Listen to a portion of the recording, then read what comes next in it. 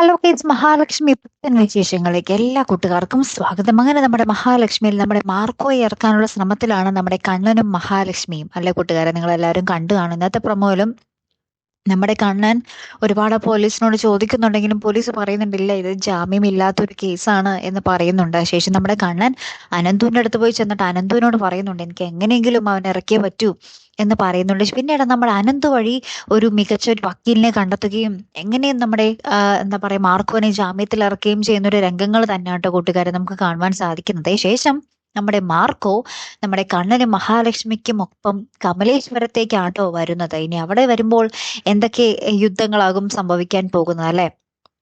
നമ്മുടെ കണ്ണന്റെയും മഹാലക്ഷ്മിക്കൊപ്പം നമ്മുടെ മാർക്കോ വന്നത് കാരണം തന്നെ നമ്മുടെ കരുണയ്ക്കും ഉണ്ണിക്കും ദുർഗയ്ക്കും ഒക്കെ നമ്മുടെ മാർക്കോ ഒരു ശത്രു ആയിരിക്കും അല്ലെ കൂട്ടുകാരെ?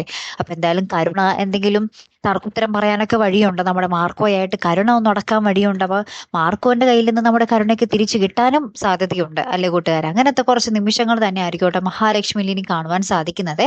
കാത്തിരുന്ന് തന്നെ കാണാം. അപ്പൊ അടുത്തൊരു വീഡിയോയുമായി വരുന്നത് വരയ്ക്കും ഗുഡ് ബൈ.